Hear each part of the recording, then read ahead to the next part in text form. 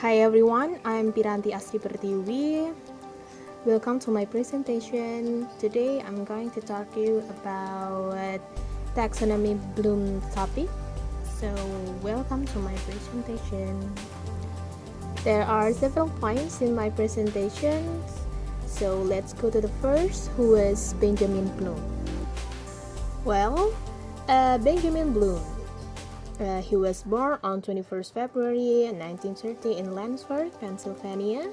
During his early childhood and adolescence, he was extremely interested in the world around him and methods of acquiring knowledge and information.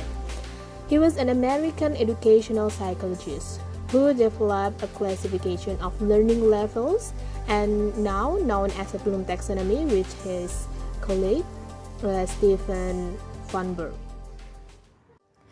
He studied at Pennsylvania State University, where he earned his bachelor and master degrees. He received his PhD from the University of Chicago, and that's where he worked with a highly respected education expert.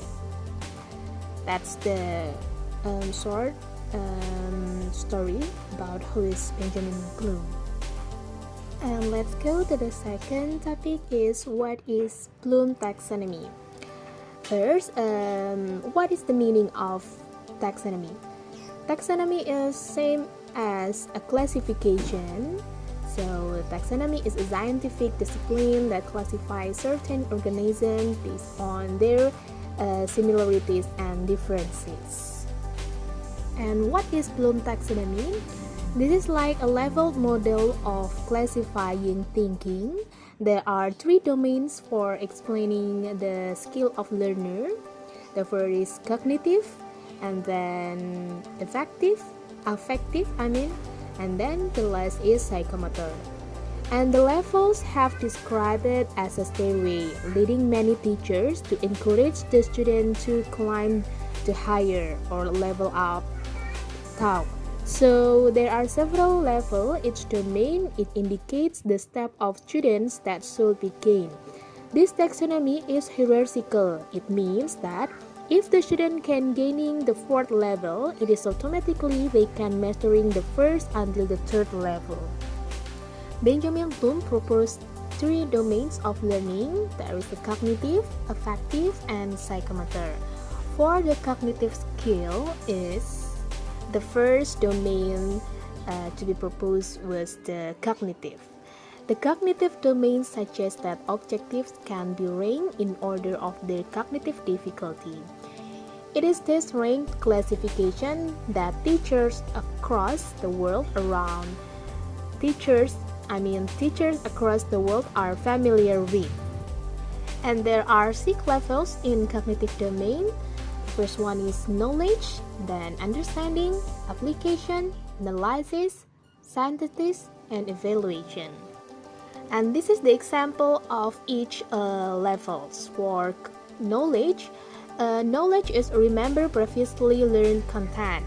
The example, for example, the question in the text, such as who is the hero in this story? So it's like gaining the learned content of the students. And for the levels understanding, this is master the meaning of the content. The example of the question, explain in your own word what is the story about. And for the application levels, it is applying the learned in a new and concerned situation. And the example of question, using what you have learned about group 1 metals, predict what will happen when you put a chunk of lithium in the water. For analysis, it breaks down the content and structure of the material. The example of the question, based on your experiment, what chemical reaction leads to? And for scientists levels, it formulates and builds new structures from existing knowledge and skill. The example of question, what would the world look like if humans suddenly vanish? And the last level is evaluation. It just the value of the content for a given purpose, and the example of question justify your opinion on climate change. And the cognitive domains, there is a revision. Bloom taxonomy was revised by Lauren Anderson, a former Bloom student, and David Cradwell, Bloom's original research partner.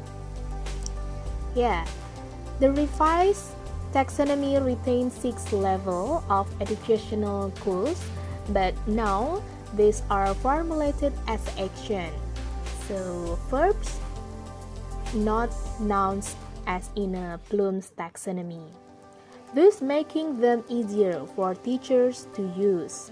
Bloom's taxonomy provides a framework for teachers, helping them write and plan the goals and objectives of their lesson. Its main benefit is that it allows teachers to more clearly differentiate their lesson's goal. Another change was to introduce another dimension that more consistently defines the subcategories within each major level. As you can see in my presentation, for the left side, it is the old version of cognitive domain, and then the right side is the new version of cognitive domain. As you can see, it is changing from nouns to verbs. For example, application to applying, to describe the different levels of the taxonomy. Note that the top 2 levels are essentially exchanged from the old to the new version. And evaluation moved from the top to evaluating in the second from the top. Synthesis moved from second on top to the top as a creating. And the new terms are defined as for remembering is like recognizing and recalling relevant knowledge from long-term memory. And understanding it is constructing meaning from oral, written, and graphic message through interpreting or classifying or summarizing. And applying, it is carrying out or using a procedure through executing or implementing. And then analyzing, it is breaking material into constituent parts. And evaluating, making judgment based on criteria and standard through checking and critiquing. For creating, it is putting elements together to form a coherent or functional whole. Reorganizing elements into a new pattern or structure through generating, planning, or producing. And what about the affective domain? Affective domains are about attitudes, values, and interests, based on Anderson and Cradwell stated. They proposed the affective domain in 1964, and then like the cognitive domain, it too divides its objectives into hierarchical subdivision. This domain addresses the issues of the emotional component of learning and range from a basic willingness to receive information to the integration of beliefs, ideas, and attitudes. As with the cognitive domain, it is assumed that learning at lower levels is a prerequisite for reaching the next or higher level.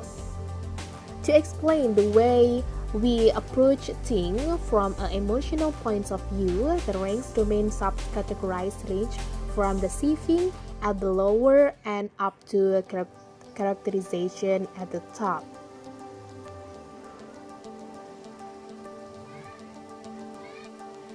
And then, same as cognitive domain, the affective domain has 5 levels.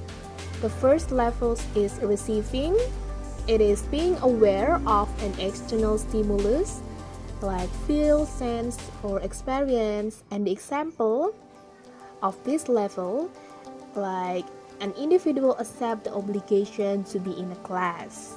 For the responding level, it is to the external stimulus. It's like satisfaction, enjoyment, and contribute. The example of this level, an individual shows interest in the subject, is willing to prepare a presentation.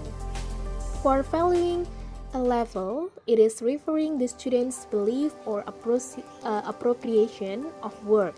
The example is an individual expresses faith in the democratic processes. And the organization, it is the conceptualizing and organizing of value.